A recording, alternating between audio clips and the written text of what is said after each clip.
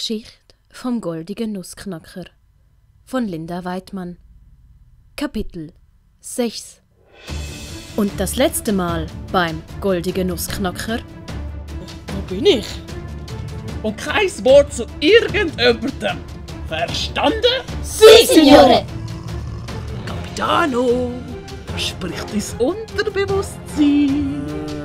Wo hat der Pantalone den Nussknacker versteckt? Wer ist da? Mist, schnell weg! Alecchino schlürfte gemütlich seine riesigen Spaghettis und sah, wie Federico in aller Eile den Abwasch machte. Du? Tust du ganz allein das ganze Haus sauber machen? Wo sind denn all die Bediensteten vom Diego? Grossonkel Diego ist so geizig, dass er sich keine leisten will. Und nur ich und der Raffaele sind da. Und ich hab gedacht, mein Signore sei geizig. Aber weisst was? Ich hilf dir. Du willst mir helfen? Du bist doch geschrumpft und dazu noch verletzt. Aber ich will doch auch mitspielen. Oder willst du etwa den ganzen Spass allein haben? Putzen ist doch kein Spiel. Und es macht auch keinen Spass. Ha, das denkst nur du. Wenn man weiss wie, dann macht's Putzen eben mega Spass. Alecchino blickte auf die Treppe, die zur oberen Etage führte. Alecchino schnappte sich einen Lumpen, ein Stück Schnur und befestigte diese an eine Gabel, die er auf dem Tisch fand. Gar nicht so leicht, wenn man die Größe einer Maus hatte. So. Haha. Und hepp. Autsch. Alecchino warf geschickt die Gabel gegen die Wand, so dass diese stecken blieb. Dann benutzte er den Putzlumpen, um sich abzuseilen. Oh, juhu. Siehst? Tada! Wow, so genial! Aber es ist immer noch nicht super. Ach, kommt noch.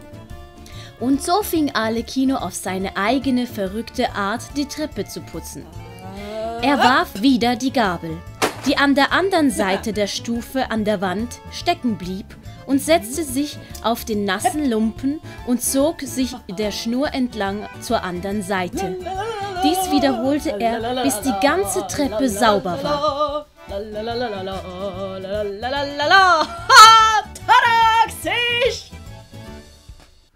So putzt man und hat Spaß. Aber dafür hast du doppelt so lange gebraucht wie ich. Schau, ich bin schon lang fertig mit der ganzen Küche. Was? Hey, ich bin auch kleiner als du. Stimmt. Sorry.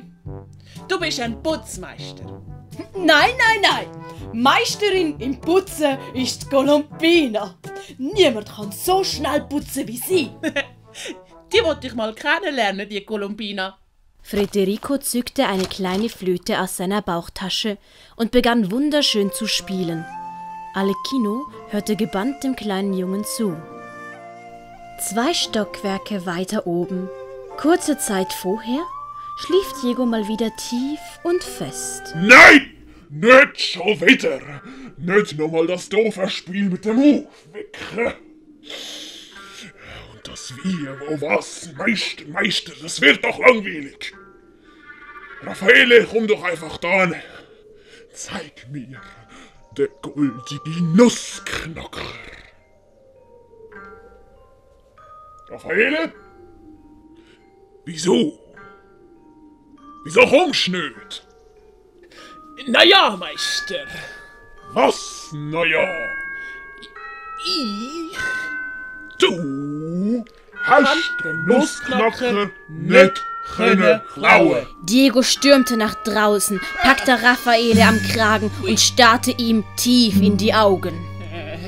Was ist jetzt wieder schief gelaufen? Nicht einmal mit der Zauberflöte kannst du dein Ziel erreichen.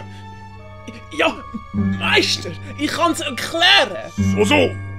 Dann erzähl mal. Ich Du kann nicht kannst was nicht? Flöte spielen. Meister, ich bin nicht gut genug. Die Ratten machen nicht, was ich will. Du bist doch auch für gar nichts zu brauchen. Der Klang eines wunderschönen Flötenspiels ertönte aus dem Keller. Was? Was ist das?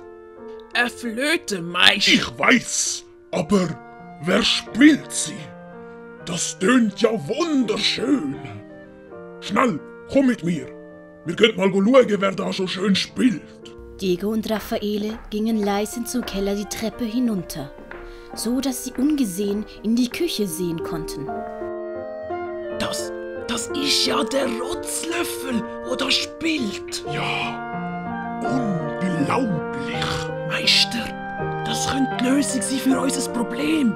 Welches Problem? Raffaele zeigte auf die Zauberflöte. Jetzt kommt mir doch gerade eine Idee. Ja, was denn, Meister? Ja, siehst du es denn nicht? Das ist die Lösung für unser Problem. Oh, bravo, sehr gut, Meister. Diego ging auf Federico zu. Federico! Entschuldigung, Großonkel. Federico und Arlecchino erschraken. Arlecchino versteckte sich blitzschnell unter einer Tasse. Wieso? Entschuldige! Für so ein großartiges Talent muss man sich doch nicht entschuldigen. Großartiges Talent? Ja, großartig und einzigartig. Jetzt übertreib's aber nicht. Federico, mein Lieber, wie wär's, wenn du ein Konzert würdest geben? Ich? Ein Konzert geben? Ehrlich? Ja, mein Lieblingsneff. So ein Talent muss von allen Leuten bewundert werden. Wirklich? Ich... Oh je, jetzt ist er auch noch sprachlos. Ja, solange er noch üben kann fürs Konzert.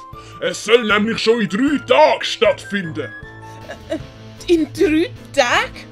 Aber wie soll ich denn üben nebst dem ganzen Haushalt? Du musst den denkt nicht mehr machen. Der macht, Raffaele blickte zu Diego. Der Raffaele macht den. Genau, der bitte was? Nur solange bis mir den Nussknacker haben. Na, was sagst du, Federico, mein Lieblingsneff? Ich weiss nicht. Komm schon, denk drüber nach. Kein Haushalt machen, das tönt doch gut. Doch schon. Du willst dein Talent doch der Welt nicht vorenthalten, oder? Nein, stimmt. Du hast recht, Großonkel Diego. Okay, ich mach's. Sehr gut, sehr gut. Der führt doch wieder etwas im Schild. Das verratet mir mein Bauch. Oder habe ich wieder Hunger? Ende von Kapitel 6. Geschichte vom goldigen Nussknacker von Linda Weidmann. Auf Wiedersehen und bis zum nächsten Mal. Grazie mille for watching the lesson. Please subscribe.